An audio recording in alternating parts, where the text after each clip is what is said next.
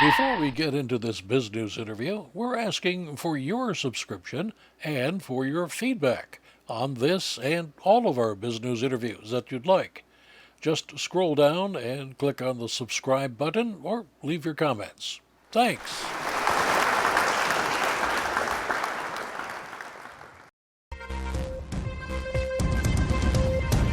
This is the Biz News Podcast, one-on-one conversations with experts in business and personal development. An 18-point underdog, the 1969 New York Jets, went on to win the Super Bowl that year.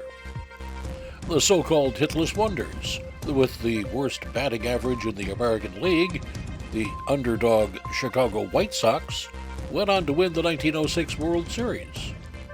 In politics, an underdog from a small state, Joe Biden, went on to win the Democratic nomination and then the presidential race in 2020. There's a lot to be said for being the underdog, and Mike Sullivan more than agrees. He's president and CEO of the advertising agency Loomis, and he's made a career out of turning underdog businesses into champions. He tells us more in this edition of Bizgnus Interviews. Well, Mike, in your new book, you say that building a company's culture is needed before they can build their brand. Now, what do you mean by that?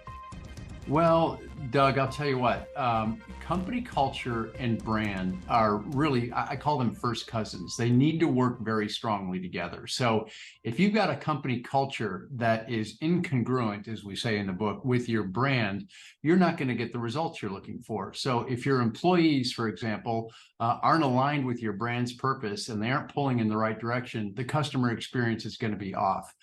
On the flip side, I'll use an example.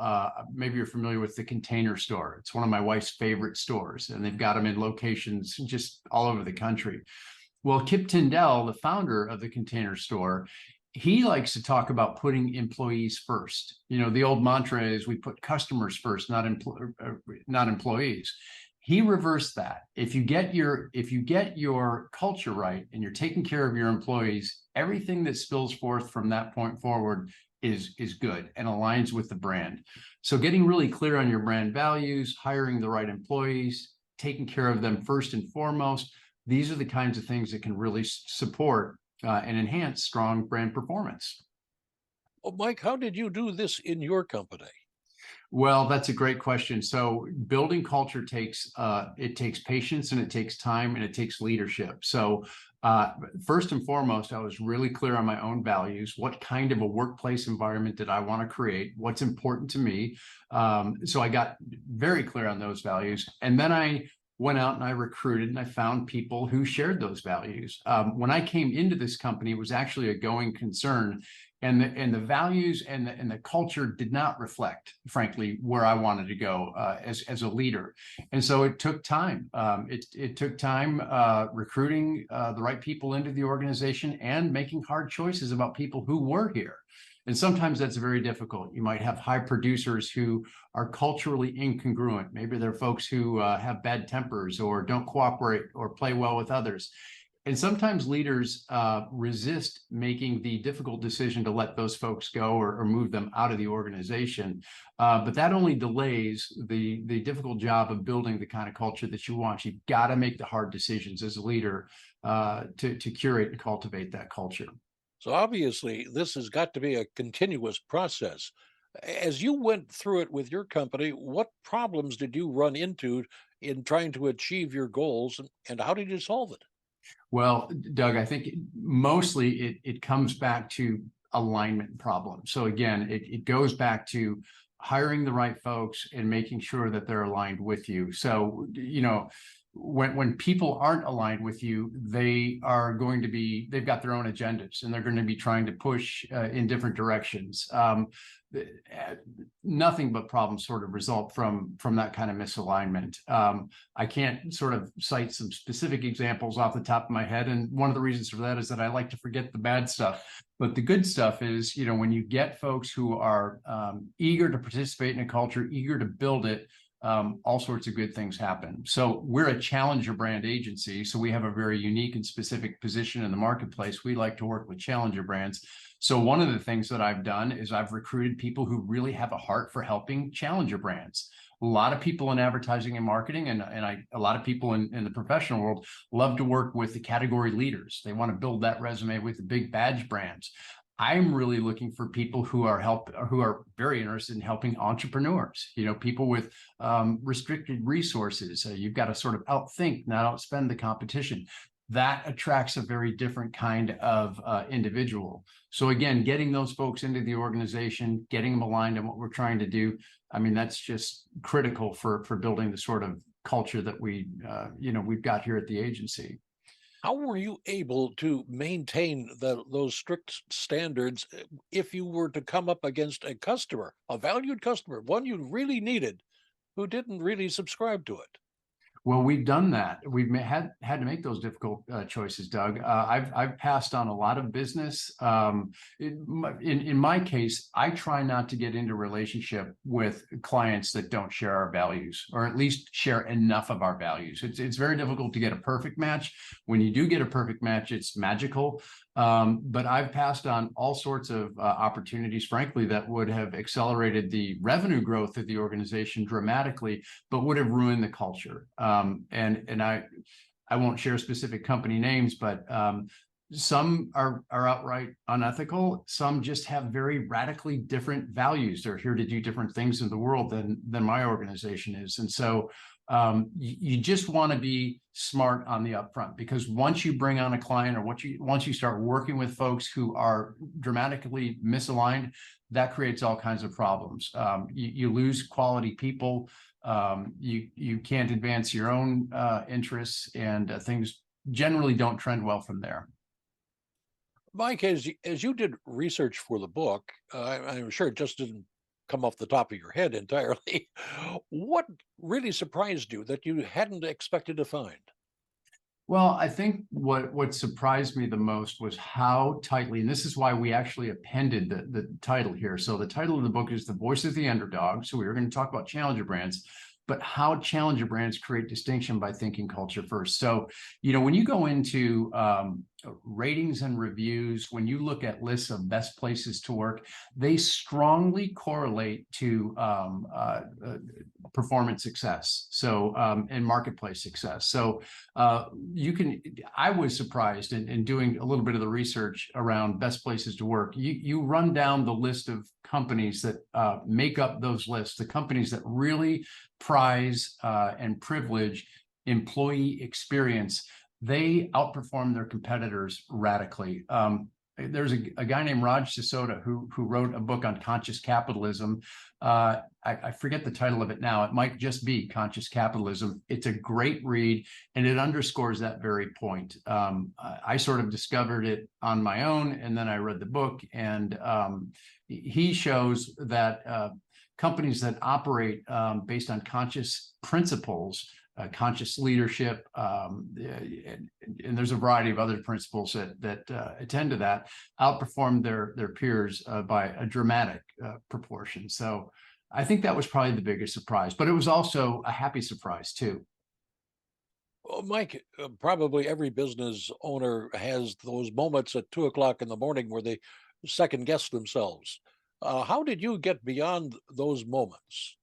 I don't know if I'm beyond those moments yet, Doug. I'm always guessing myself. And I think, frankly, being second guessing yourself and wondering whether you're doing the right thing or going in the right direction, I think that's a hallmark trait of all good leaders. I think to not be second guessing yourself, to not be considering alternative possibilities, to not be wondering about whether or not you're doing the best job for your team and for your clients, that's leadership that is not awake, frankly. So I'm not beyond it. I'm always second guessing myself, and I change my mind too. And I also think that that's just simply a reflection of, taking in new information, understanding and changing circumstances, and being as adaptive and as flexible as possible. So I'd like to say that I'm beyond, the idea of second guessing myself and into just pure territory of confidence, but that's just not the case. And I don't think it ever really will be.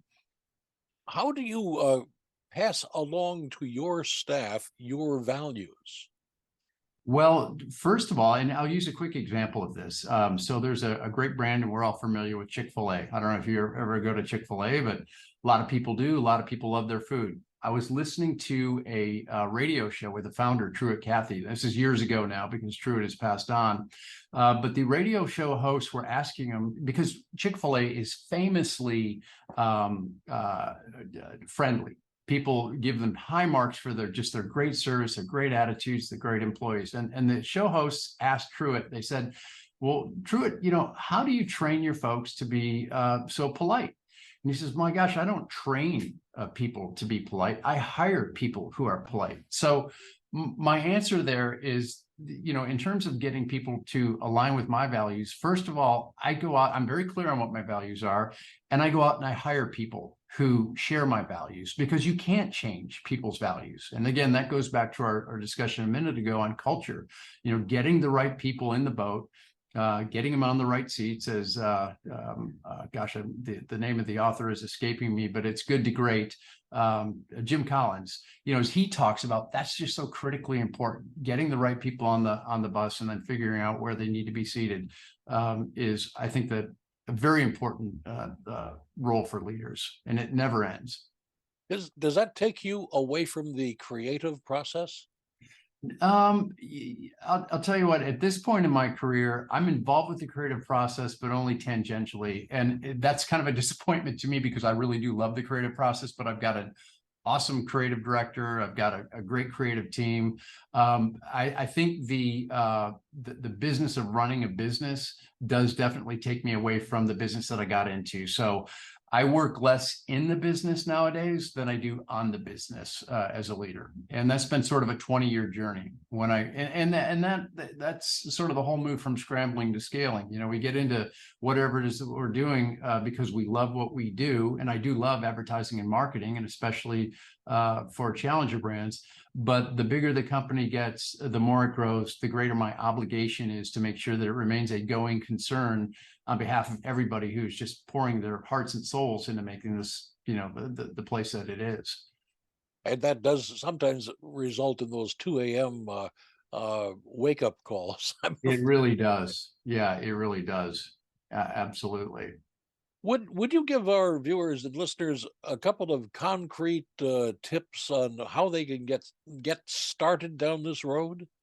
Well, what the tips that I can give are for challenger brands. So I'm thinking, in terms of, young companies, entrepreneurially minded companies, trying to make their way in a competitive space. I think that the very first thing, I'd say three things. First and foremost, know who your customers are. Get really clear on who your customers are, and your customers aren't everybody. This is, I think, one of the biggest mistakes that I see entrepreneurs make. They think that they're very excited about their product or their service, and I think that it applies to or is for everybody. It's not. Understand which niche you're playing to, who you're for, and really importantly, who you're not for.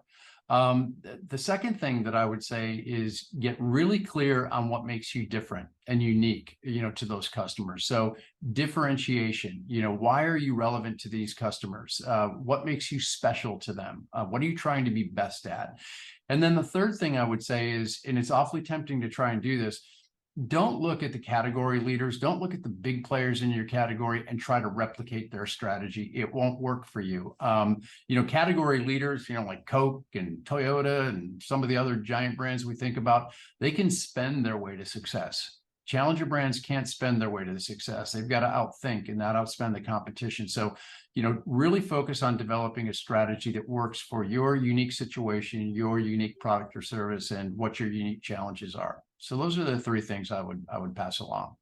I'm now going to go to the other end of the spectrum on that. And based on your own experience, what should they try to avoid? Well, again, I think they should really try to avoid copying their competition. That's a huge thing, and I see it all the time. You'll see a competitor in the quick service restaurant industry, and they'll want to know what McDonald's is doing, and they'll be trying to out McDonald's.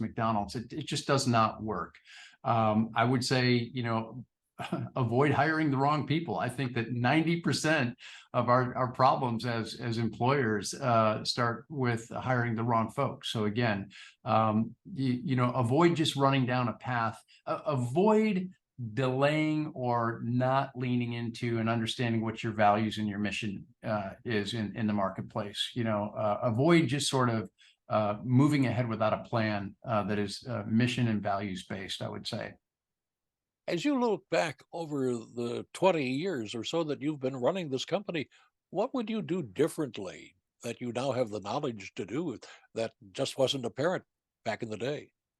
Well, that is a great question, Doug. What would I do differently? I think I would have. So this agency started 35 years ago, and so we've been through a lot of machinations in terms of technology and shifts in technology and really the advent of the internet, if you will, and switching to digital marketing. I think that I would have made that turn more quickly and more efficiently. But that's a hard question to answer because every circumstance presents challenges that are unique and in the moment. And so I don't really regret any of the decisions that I've made. Yeah, it's a hard question to answer. I think maybe I would have gotten into the digital space even sooner, but it was very difficult to do that. So Where is that digital space headed, by the by? What do you think? well, the next big disruptor is AI and automation. So and I think everybody's been listening to stories and reading stories about Chat GPT and the impact that AI is having people are just talking about the ability for chat now to write papers and contribute copy that humans were only capable of just 6 maybe short months ago.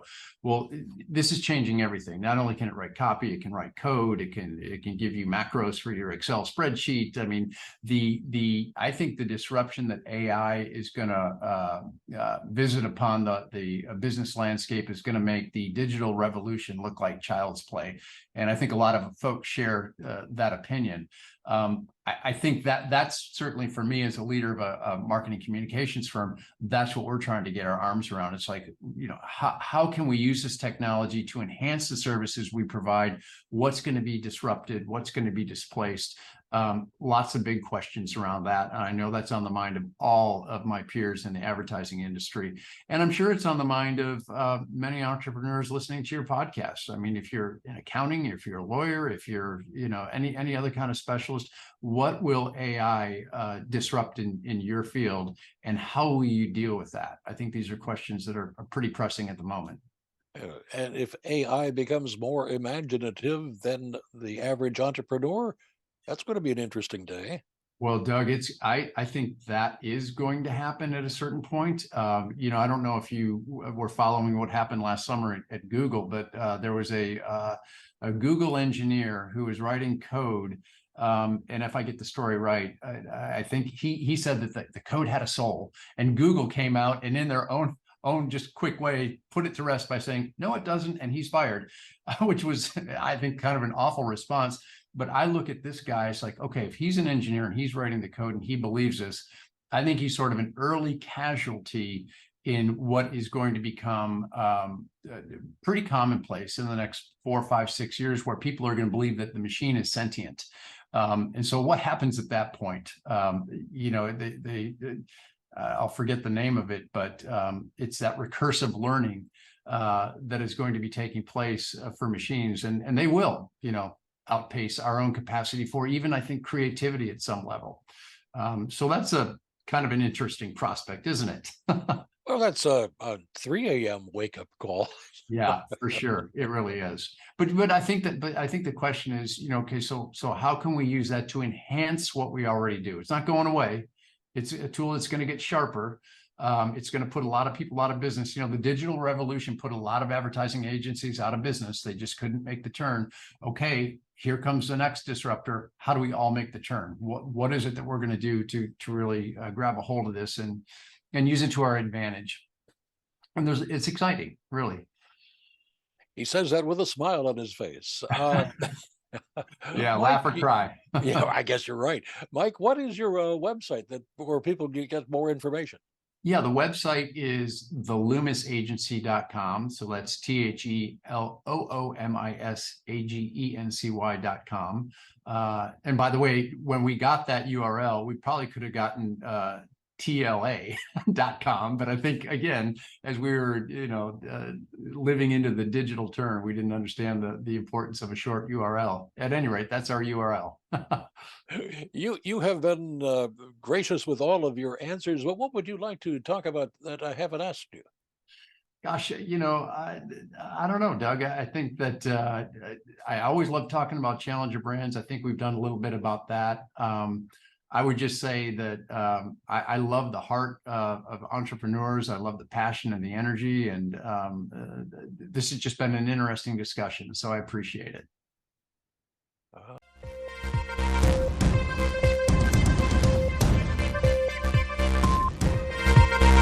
You've been watching the Biz News Podcast. We welcome your input.